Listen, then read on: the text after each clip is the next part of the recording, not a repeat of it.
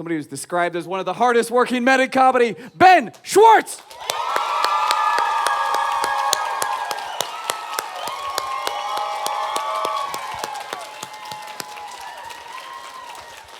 Hello, hello, hello. Give it up for Milo, everybody. You know what's so exciting? And Milo, I'm very bad at staying on topic. I apologize. I've always, for someone who has gone to cons growing up and watches a lot of YouTube stuff, I've never been in a situation where, you know, like where there's a line in a microphone. Yes. Always wanted to do this. This is very exciting for me.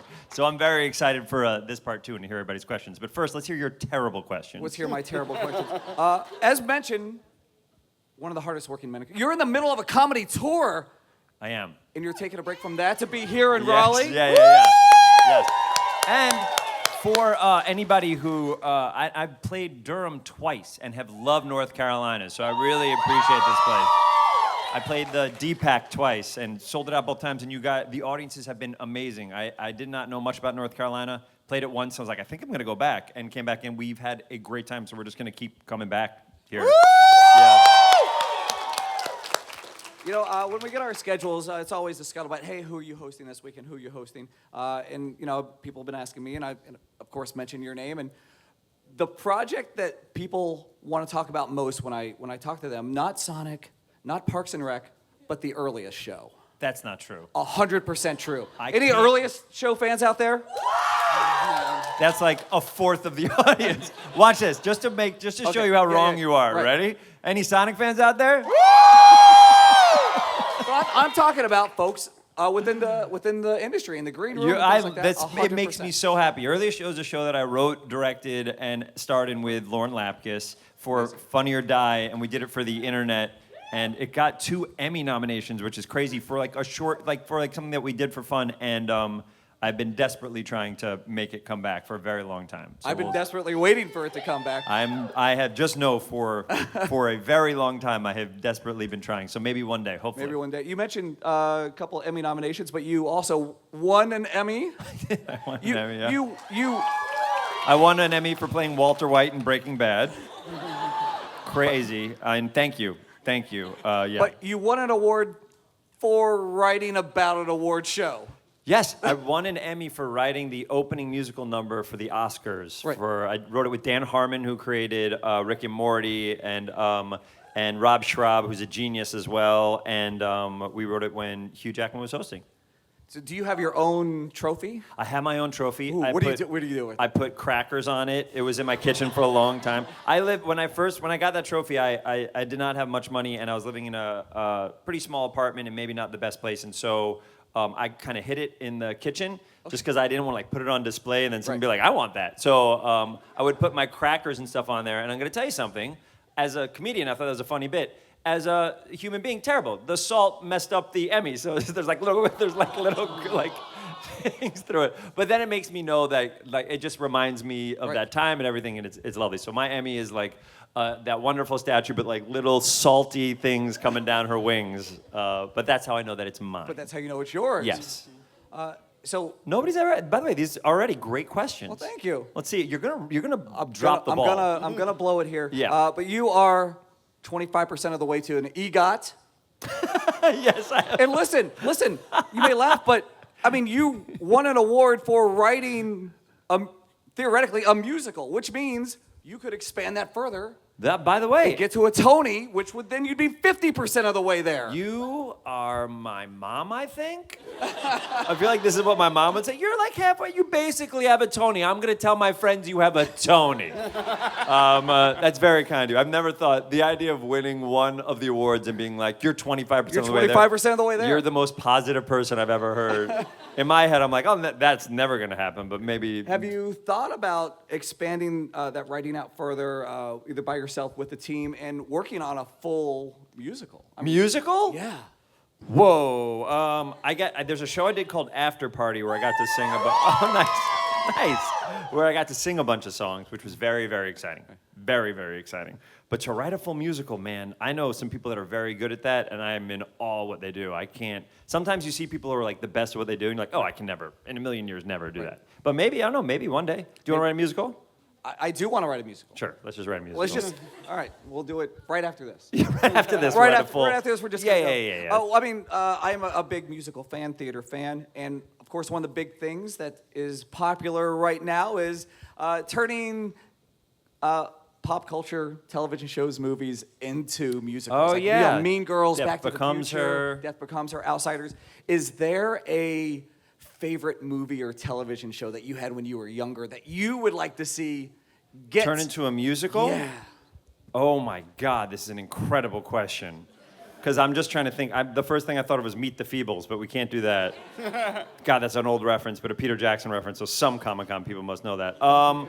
What would I do as a musical? What a great question. Shawshank Redemption, the musical? I play Andy Dufresne, and half of it is just me like this with water dripping down on me. I think that'd be good. Half the musical is me going through a tunnel talking about how much shit's on my knees. I think that's probably it. Shawshank Redemption, the musical. It'd be me, Donald Glover, and Brooks would be played by Billy Crystal. It's gonna be great. I mean, you basically have a Tony. I'm basically there. I basically have my Tony. You basically have your Yeah, Tony. thank you for the Tony. I appreciate it. We got to call my mom. One of my favorite shows in television history is one that you did, and it's a cameo project, and that is Drunk History. Oh yeah. Yeah. Yeah. One of my favorite things is the cameos on the recreations God, of you're the really stories. finding the nuggets that nobody knows. This is amazing. You're asking questions about things that nobody's ever asked me about. I love it. That's why I get paid $1 million to be here. $1 and I'm going to million? fund your musical. Oh my God. I can't wait. Is there a topic that you have that you know that you would love to tell and see get like that An recreation? actual historical thing Yeah, that's yeah, happened that I'd be amazing at retelling. Yeah. Wow, another absolute 10 out of 10 from Milo. I don't know, not off the top of my head. I don't have one. I'm not great at history. I was pretty bad. I was pretty good at math and then pretty bad at history. Yeah, a lot of us good at math? Yes, yeah. Math, I was always very, and same with when I write. I love music also, so like when I write comedy, it's like, it feels very musical to me. So maybe that's why all the musical stuff you're talking about. But history, I'm just bad at memorizing things that aren't lines for something. Oh, okay. Yeah. I understand that. Yeah, would you have one? What would your history thing be? I have a lot. Okay, got it. I have. It'd be way too boring. Nobody would enjoy it. Okay, so we're not we gonna can cut it off now. We're gonna cut it off right there. Great. Now you mentioned good at not necessarily good at history, but good at math. But so you did not go to school for theater or acting, right? By the way, if anybody here wants to be in entertainment, I was a psychology and anthropology major. I didn't have any, Those are the two things that I found exciting, studying the idea of cultures and what we can learn from them, other cultures. And then the other one was studying the brain and the mind and how that works. And those are the things, and I found myself, I thought that was such a fun way to then start acting afterwards because I had all this, everybody else had kind of been going to acting school, Right. which is amazing as well, but I came at it from a totally different way where I had this whole other education and I was like, I've always wanted to do this. I'm going to try this. I was so nervous to do it because I didn't want to fail. I was so afraid of failing that I was so nervous to do comedy at the beginning, but then finally got out of my comfort zone and tried it. I almost feel like your majors maybe played a part in writing and finding characters. They did. These are great questions. They did, yeah. I feel like also I do a lot of improv, and through my improv when I'm writing, I'm pretty good at doing dialogue because when you do improv, we just make up scenes on the spot. We make up whole shows. My show is we talk to an audience member for about 10 minutes, and then we improvise an hour and a half long show where we're doing scenes that all connect. So you get pretty good at making up characters and dialogue and stuff like that. So I think all the things that I've done in my past kind of inform the things I'm doing now, whether it's writing, I had this movie with Sam Rockwell at Searchlight, or writing. I've written a couple cartoon shows that have not been made, but you use your skill set from before and the things that you love. I was gonna say this. I talked to some people. They were saying, "Oh, what are you doing?" And I was explaining what I was doing. I love Comic-Cons, and the reason why is because I was telling Natalie this is because I love how much all of us love things. I love how we're all in the same room because we care about things so much that we want to gather together and celebrate the things in a time right now which is very, there's a lot of tough stuff happening and there's still all this love and love. That's why I love Comic-Cons. I love that all you are here. It's why I wanted to come today and support it and do all that stuff. So I think these are pretty amazing. But how many places in the world do you go to some place because you love it? Everybody loves it so much. You want to dress up as the characters you love. You want to share those experiences with people. I'm obsessed with that love and the caring that people give these things. What do you love? Ooh, okay. I love video games. I love Disneyland. I love basketball, and I love my family.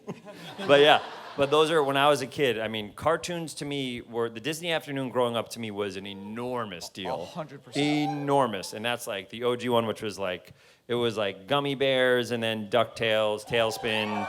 It was Chippendales, Gargoyles, Batman the Animated Series. That was insane.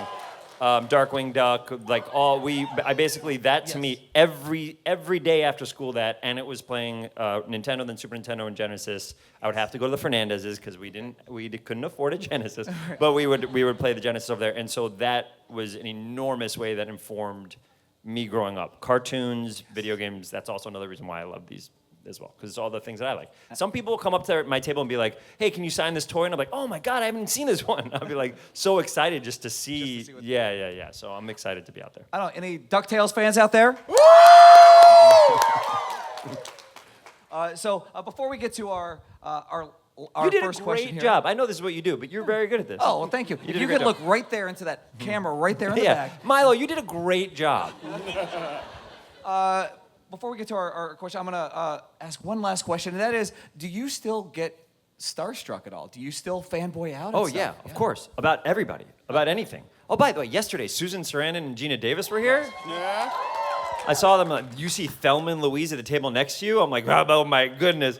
Yeah, all the time. I feel so lucky that I did a movie with Keanu Reeves. You know what I mean? And I did a movie with Jim Carrey and like Idris Elba and all these icons that I mean, Jim Carrey to me was the biggest actor in the world for the majority of my life. So the fact that I get to do these Sonic films with him and I get to be a part of them and I watch the screen and my voice is acting against him, and then Keanu Reeves, who was an enormous part of, the things that I loved growing up. So it's like, it's like miraculous. And then Don Cheadle and Kristen Bell, all these people I've gotten to act with. I feel like I've snuck into this world where I'm not allowed, and I'm just like, I keep getting lucky and getting to play more roles and stuff like that, yeah. By the way, this is my friend Nick. Hi, Nick. Nick comes here almost every year, right, Nick? Yeah, I've been here all 8 years. All 8 years 8 here years. at GalaxyCon Raleigh. Whoa! Who was here for the very first Galaxy? Who was the person that you're so excited to see for the first one you ever went to? Do you remember? LeVar Burton. Yeah, dude. Great. Butterfly in the sky. I can fly this high. Do you know that reference? Yeah. Great. All right, next question. No, I'm kidding. Let's take a look. Yep. Nick, What's in a book? Yep. Do you have any? A reading rainbow. I'll stop. Yes, your question. Do you have any? I can do anything. Places to go. Stop. I'll stop. I really stop. Do you have any? People that know. Reading rainbow. Reading rainbow. Shit, is that our musical? The Reading Rainbow musical. Nick, I can't do any more because the song's over. So you're safe. You're safe now. Thank you for doing that bit with me. I appreciate it. Do you have any fun stories working with Nick Cage? Oh, great question. Okay, I did a movie called Renfield with Nick Cage. Yes. Nick Cage played Dracula in this film, which is also when you're about to do a movie and someone's like, Nick Cage is going to play Dracula. Yeah, I'll do anything you want me to do in that movie. So Nick Cage is dressed as Dracula. I get to, spoiler, I become a vampire in the end. Sorry if you haven't seen it. But he's not going to take his outfit off to sit down. So as Dracula, he sits down in his seat, and my seat is right next to him. We have these little director chairs. And the first maybe half of the day, I played it super cool. And was like, just talking about normal stuff.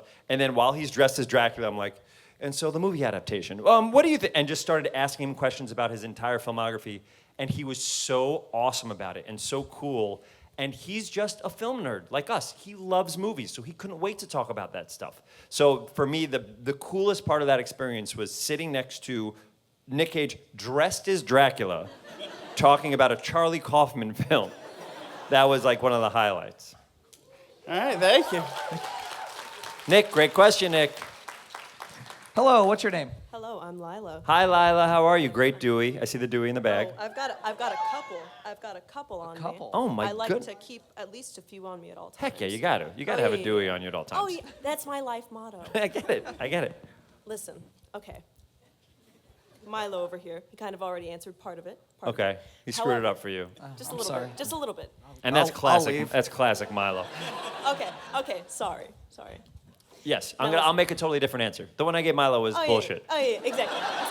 No, yeah. Now listen, there's an episode. There's an episode of Solo Bolo, right?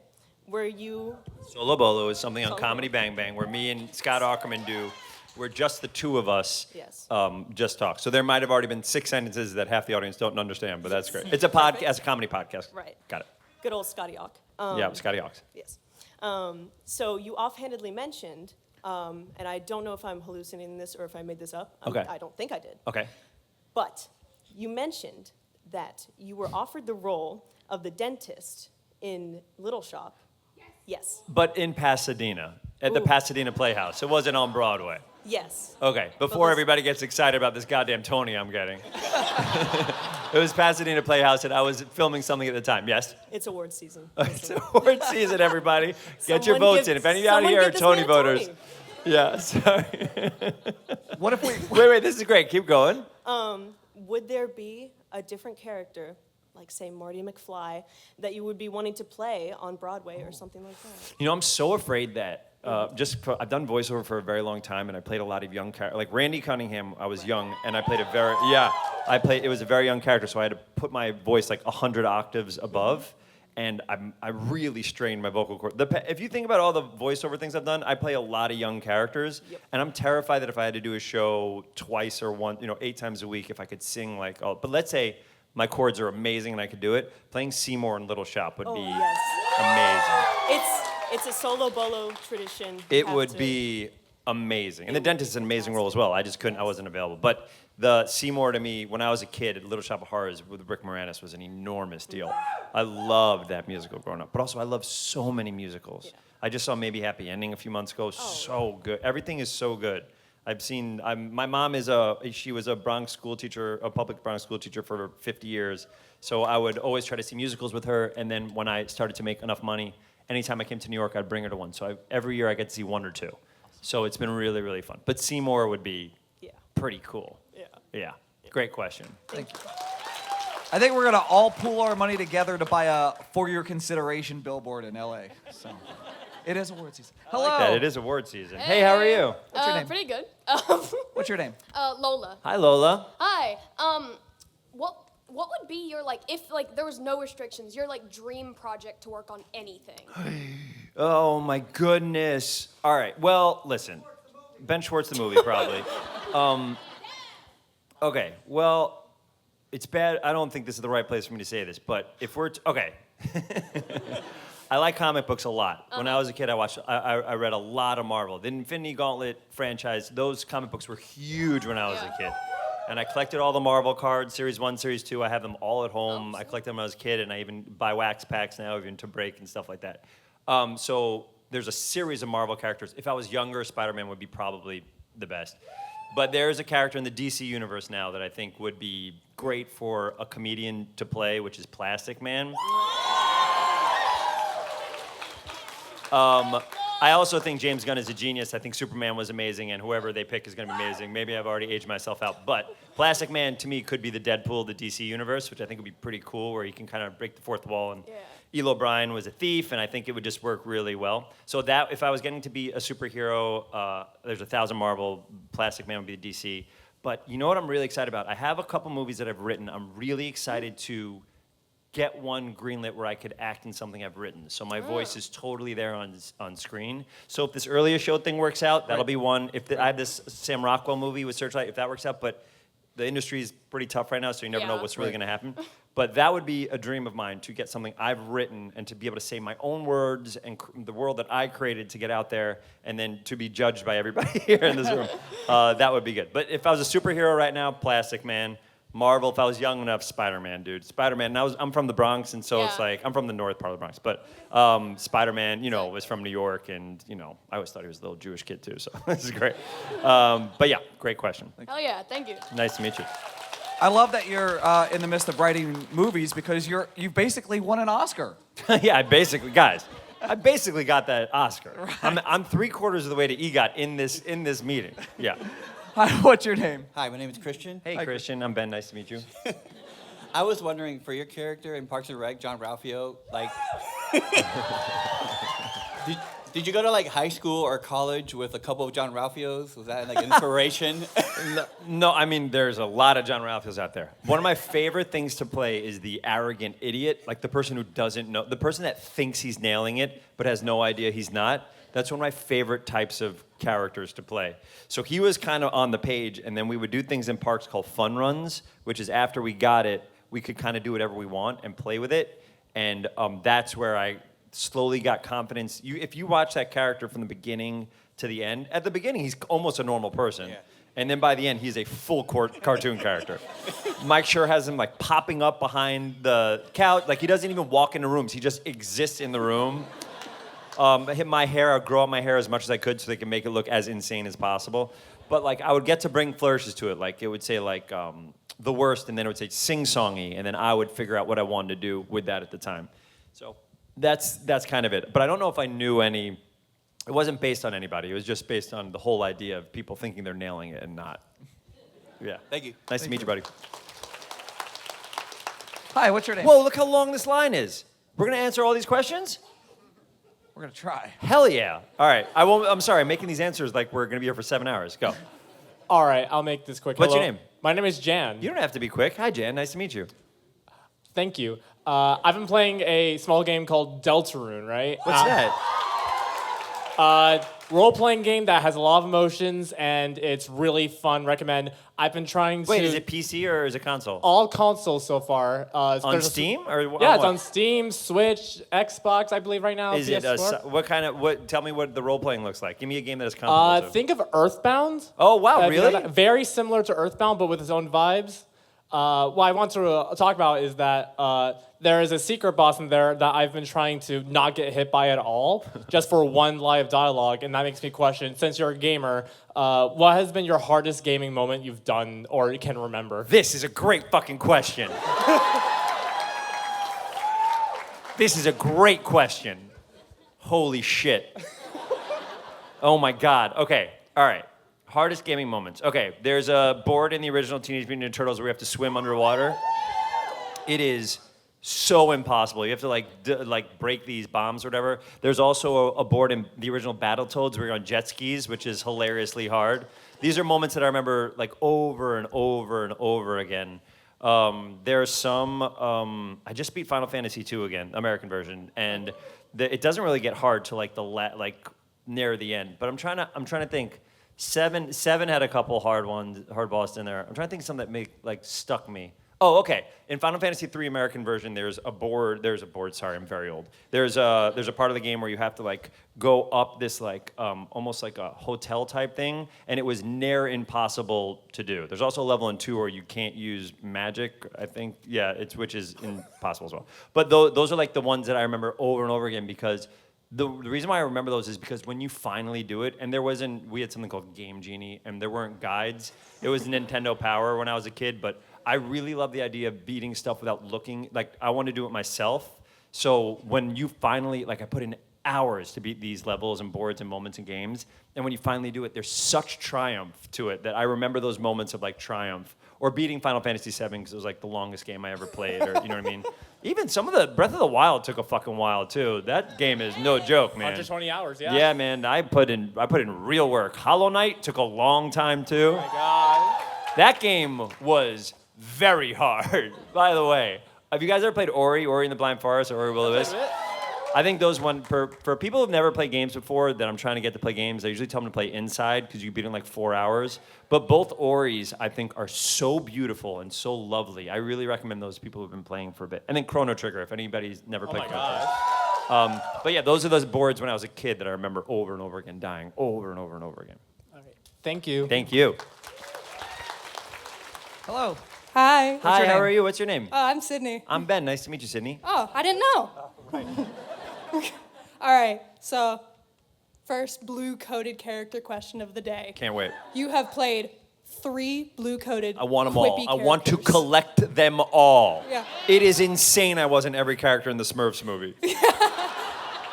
You got a lot of quips through a lot of different shows and movies. Yes. Do you have one that stands out, like as like Leonardo in Rise or as Dewey Duck?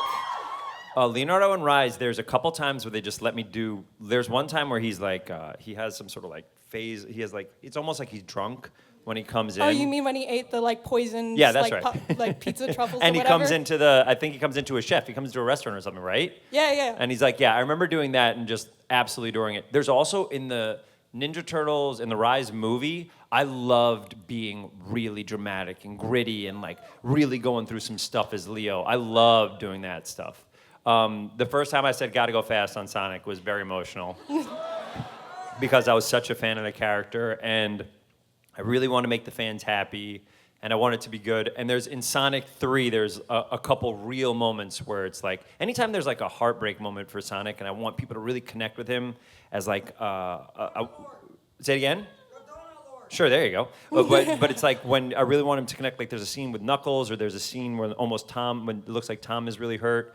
Those scenes I really try to put as much emotion and really act them as well as I can to make everybody feel those moments so then when I do the comedy beats, it really hits. And there's a thing I've been trying to get in every single Sonic that I did get in Leo, whoever watches Rise, but I've been trying to get, there's this, every movie, I've tried to get Sonic to say Hachi Machi.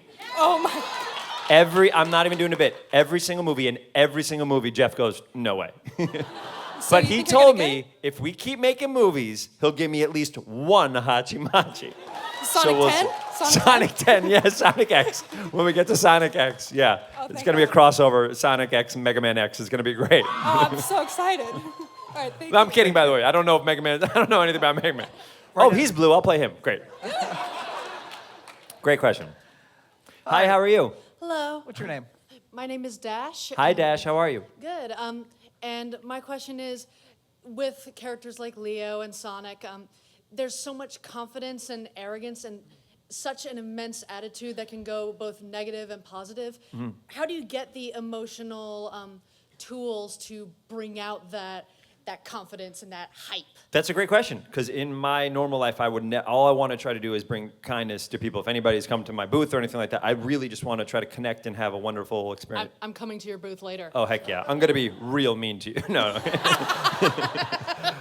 But so I play these characters that oftentimes may not be like that. Yeah. And I think it's fun because it's pretend. And I think it's fun because it's the words. Like they write words for you and I just get to be anything that those words say.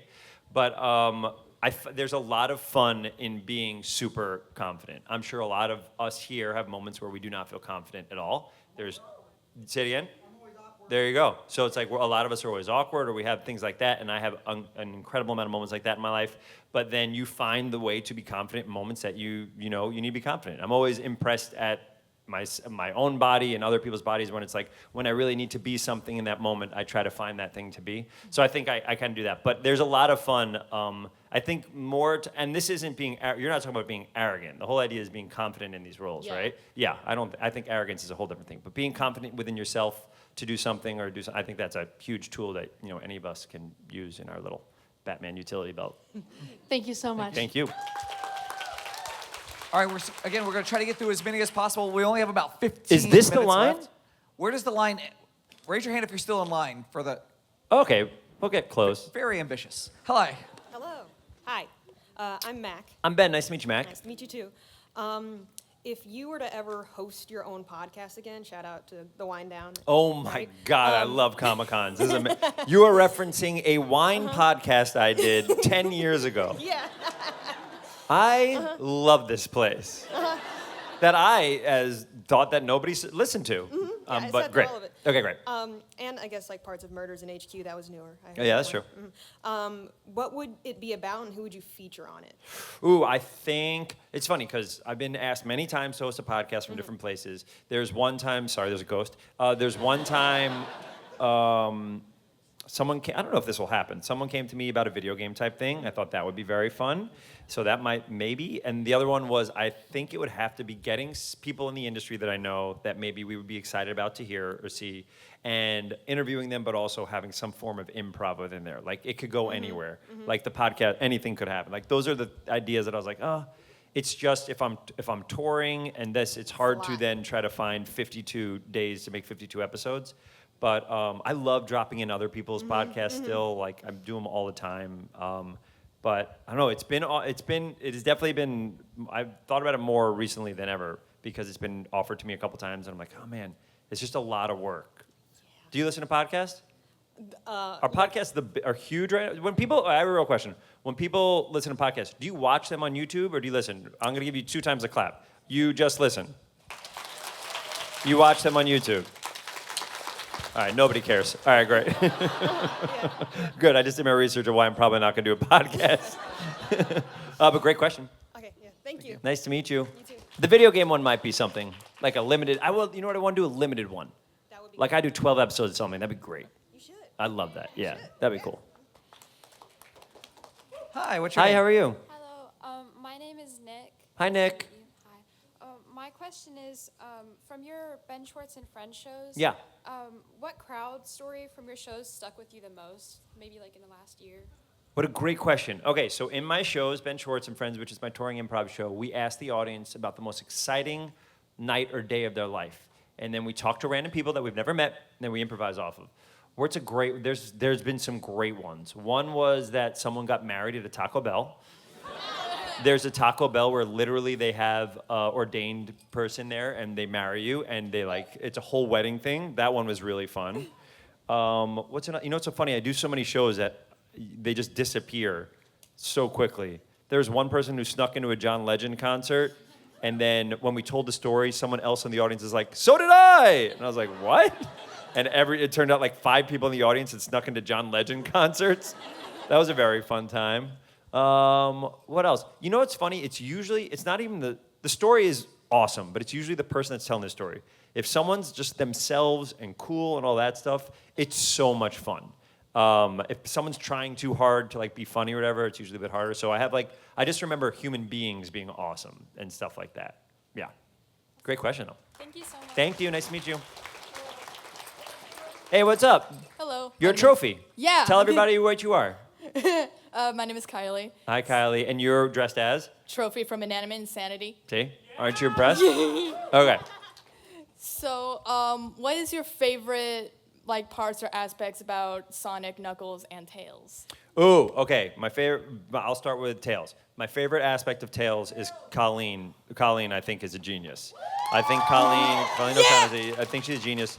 And I also think she's an incredible human being. She's so nice.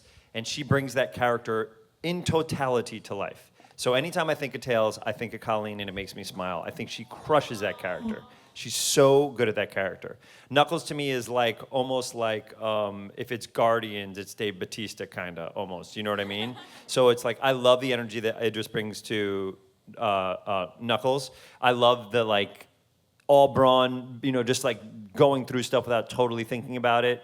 And then Sonic, I love because to me, it's a kid that at the very beginning was very lonely and didn't have anybody, and his family was in a different place, and he found a different family to become family with. I love that. I love the essence of what the movies are, in that we're all, some of us feel like outcasts, and we can find our group of people that make us feel whole, and we can create these experiences and really love them. And I love that I get to, be funny and stuff like that too.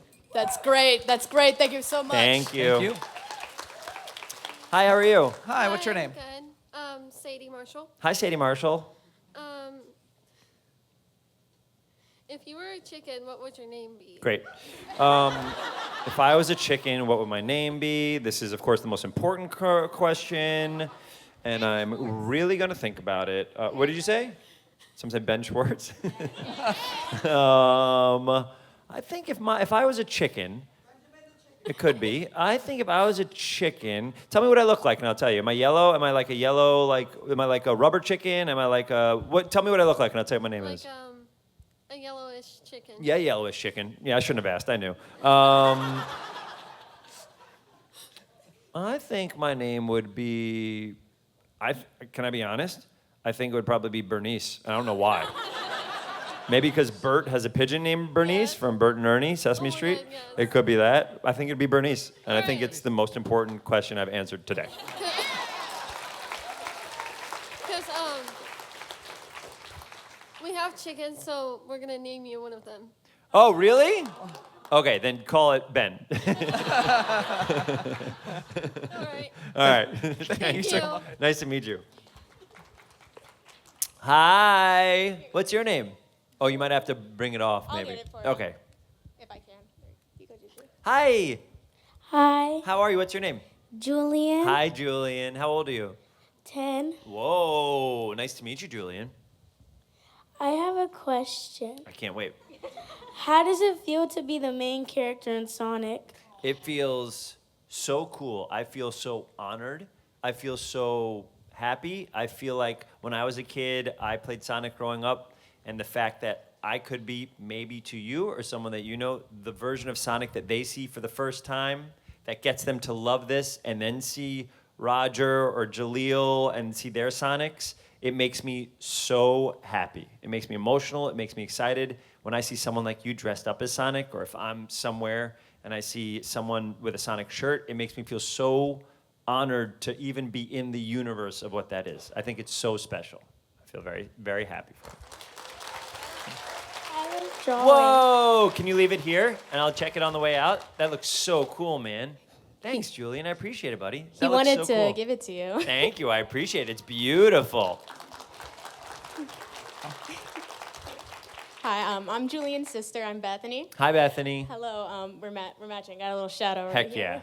yeah. So my question is, I'm assuming you have done like a lot of improv in like Rise, DuckTales, even Sonic. Is there just like any improvisation? I cannot speak. You did it. It's perfect. Any of those that made it into the final cut of like anything like Sonic, Rise, Yes. DuckTales? All of them. with TV shows especially, it's you have such limited amount of time, and I think that were the Rise episodes 12 minutes? No, 22. About? They were 12, right? Okay, so if it's 12-minute segments, that means that if I improvise, it has to be so quick. You know what I mean? Yeah. Because we have so little time to tell the story in that amount of time. So I think every now and then I get one through or something like that, and they always let me play. But in all of them, I've been able to kind of bring something of myself in there, each one, which has been really exciting. Yay. Yeah. We love your work. Thank you so much. Thank you. I appreciate it. Nice to meet both of you. Hi. Hello, Ben. Hi, how are you? I'm doing good. How are you? I'm good. My name is Olivia. Hi, Olivia. So my question is, for those of us who are interested in maybe working in your industry, writing, directing, acting, Yeah. improv, etc., what is something that your industry needs right now? Like, Whoa, what's a something that's great needed? question. What does our industry need? The problem is, I think I'm not taking like a firm stance on this, but it's like I think one of the things the industry needs is something that's a bit hard to sell right now, because the industry is going through some stuff right now, and it has to find the things that it knows can make money so we can all keep making stuff. But man, would I love some original movies and original voices. Yeah. So, I mean, Sinners coming out and doing well is enormous. But by the way, which is the antithesis of what I said, but even Superman doing great is awesome. Even Fantastic Four doing great is awesome. Anything that fuels so we can keep making movies, but I think we get to have we get our Jurassic Parks and stuff like that, which I love, and I've seen all that stuff. I haven't seen the new one, I will see them, but it's like, but also I think we need the balance of original TV shows that aren't based on IP or something. I was like, that stuff to me would be really exciting. And I mean, listen, I did a remake, or I wrote for Paramount. This is an old reference, but there's a movie called Soap Dish that I did a reboot of, which was with a all Latino cast, except for awesome. So it's like I've dabbled in the world of trying to take an IP and go back, but I think it'd be really exciting, like. I know this is a sequel, but it's like even the new Happy Gilmore coming out means that there's comedies coming out again, which make me so happy. And so like if we can get original comedies, when I grew up, it was like Eddie Murphy movies and Steve Martin movies and stuff like that, and like Billy Crystal movies and Bill Murray movies. I wish we had that. I'm really sad that there's not a lot of like comedies out in theaters right now. I'd love if we had a little bit more of that. But I think original things, like when Get Out came out, we were like, whoa, this is incredible. You know what I mean? So I think we need this, and I think there's so much fun in taking something that exists and trying to bring it new life. I love that, but I think we got to make sure that while we're fanning this fire, we have to spark this fire. For sure. Yeah. Thank you so much. Of course, great question. All right, so we got about 3 minutes remaining. How many more people? You know, shit. Okay, think let's a go lot. really quick. I'm sorry. What's your Hello, name? Rihanna. Hi, Rihanna. I'm Ben. Nice to meet you. Nice to meet you. I just had one question. How funny would it be if you had 6? Can I ask like 6? That'd be Yeah, great. go. How are you doing? I'm doing well. That's okay, one. Good. That's one of mine. That's just one. I just wanted to know when you're going to be an official Game Grump. Oh my goodness. By the way, I had no idea how big Game Grumps was in this community. They're amazing. So many people were wearing NSP shirts who came to my Yeah. booth. Anytime I can, I go on that show because I love playing video games, and I think both those guys are so fun to be around and whatever. But it's also, how many times in your life do you have an excuse where you're like, I gotta go beat a video game for 3 hours, and it's part of my work? Yours are the longest videos. They're the best. Yeah, I push it. I'm like, if I'm going on Game Grumps, I'm completing every game. Yes. Yeah. So now we're running out of games that I can beat in like 3 hours. Yeah. So we're figuring out. But it's like for Sonic 4, if that comes out, hopefully in 2 years, I'll of course do another one of those. And it'll be like, my hope is like once a year, something like that. I get Never a Sonic game though, right? Not allowed to play Sonic games. Although I could probably beat Sonic 1 in under 3 hours. Sonic 2, I bet also, right? What do you think the complete time of Sonic 2 is? Yeah, like 4. Okay, maybe. It's hard. There's some hard parts of that game. Sonic Forces will take a long time. I think that was like 3 questions, so You did I great. shortened It was up. amazing. Hey, what's up, man? Hey, sir. I'm Ben. Nice to meet you, Ben. I'm PJ. What's up, PJ? Been a big fan of yours since Jake and Amir. And Oh, whatnot, so hell yes, yeah. sir, Cool, man. And I actually am here to ask about the earliest show. Oh, great. Yes, I love the earliest show so much. Oh, God, it's like the please. most brilliant thing you've done. Oh, So, wow, shit. My question to you is that I know there's a lot of improv on that show and whatnot, but you said that you were writing it and everything. Whenever you were coming up with a concept for it, did you start off with it being a show about the stages of grief, or did you start off with it being a show about an earliest show that morphed into a show about grief and everything? I'm going to tell you everything because nobody's ever asked me about the earliest show on a platform that's like this. So it first started because Cap'n Crunch wanted to make branded content, Awesome. and Funny or Die came through, and they said, we want to do like a late night stoner talk show. And I go, and they said, we want you to do it. And I said, it'd be 2 guys talking about whatever. And everybody was cool, by the way. Funny or Die was so cool. Cap'n Crunch was so cool. And I was like, I don't think I want to do that. Instead, can I do this? And I said it would be me and a woman, so it's 2 different points of view, a male point of view and a female point of view. And it'll be the earliest morning show that ever exists. And then I said the way, we had to do a certain amount of episodes, and I go, I think in the first episode, I propose to my girlfriend, and live on air, she breaks up with me. So she breaks up with me live on air, and then every episode after that is a stage of grief. So I pitched it like, okay, if I do it, can I do it this way? Can I do it with Lauren? And can I do it where it's like we have a theme that follows the whole thing? And that's what it is. And also that's why when we got those Emmy nominations, it was bananas because it was started as like branded content for Cap'n Crunch. So it's like, so all of a sudden this branded Cap'n Crunch thing, we were like at the Emmys being like, what the fuck is happening? But I have a couple ideas of how to make it now, and I'm really pushing, and I think you'll like it. I'm sure I will. So I'm trying very hard. One of the things I did was I recut the clips and put them vertically up on my Instagram page, which is Rejected Jokes, to try to see how many people cared about it. This is a business thing. I don't know if anybody cares. And then I took that data and was like, look how many people still care about the show. Can I pitch you an idea about it? So it's been just me hustling the whole way through to make it work. So like me doing the work, me hiring an editor to edit those clips, me putting it out there, me trying to get people to care about it. When I got a bunch of viral ones, me going to businesses and being like, hey, would you pay me to do this somehow, to create this? I just want to make it. I want to see what happens if we just make it. That's a big thing I'm into right now. I just want to make the thing. Let's see, we'll talk about money later. I just want to make it. So I'm trying to do that with the earliest show, and we're getting maybe we'll see what happens. Maybe. Well, the best of luck to you, sir. Thank you, brother. very I much. appreciate it, sir. This is the part where everybody hates me. I know we are out of time, but listen. Well, how many people are left? We still got like 30 people. So here, I'm going to count the 3. I was going to say, we'll just do one. Yeah. I'm going to count the 3. I want you all to yell out your question at the same no. time. All right, ready? 1, 2, 3, yell. Okay, so, all right, so, who do you think would be the best would be the best for Amy and Mel Sonic?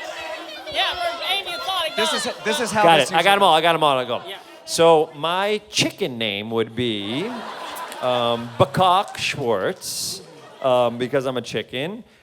Wait, should we let at least the one person that's at the microphone ask the last question? Yeah. Are we done? We are done. Oh. We are done. I'm not allowed to do anymore? All right, one last person. Okay. One last person. So in light of, so my name is Sammy. Hi, Sammy. So in the light of Sure. Keanu Reeves knocking Shannon out of the park, who do you think would be the best best for the job to play Amy and Metal Sonic? Well, listen, first of all, just so you know, I don't have any information to even by mistake leak, but I will say when both of those characters came, so I get to see, as the person who does the VO, I see the movie a lot of times because we're always upping my VO and I'm trying to do better, and Jeff always has some great ideas.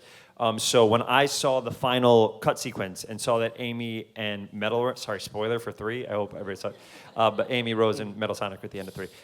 So at the very end of 3, I was so excited. Because also, not only do we have like the first like female character that's involved in the games that we were playing, in those games, I have like a list of so many people I hope could play it. And same with Metal. I have no idea how they're going to play Metal. I don't know. I don't know anything. I'm going to get a rundown of something. I'm talking to Jeff next week to figure out. I don't know if they'll have answers to that, but I'll at least learn what this next movie is going to be about. But I know I'm very excited. I think it'll be, and also I think the energy of Amy is going to fit so well with who's in the movie. So whoever we get, that character is already going to fit so beautifully. So I'm very excited. I'm very excited to learn a lot of things next week. Yeah. All right. Any last words for our folks here? Thank you very much for this is my first con outside of San Diego, so thank you very, very much for being supportive, for being so cool. I have found it to be so, and sorry for the people who didn't get to ask questions. And I found it to be so cool to meet all of you, to hear your stories, and to even just connect and take a picture or sign something. And so thanks, guys. I'm very appreciative of this world. It's something that I really loved and cared about growing up. So the fact that I get to be on this part of it instead of out there, it means so much, and it's only because you guys are so awesome. So I'm very appreciative. Thank you very much. Since this is your first convention outside of that world, you said you enjoy taking pictures. How about we take a gigantic group Great. photo with Love this it. crowd? Where's Julie? Can we get Julie to the front?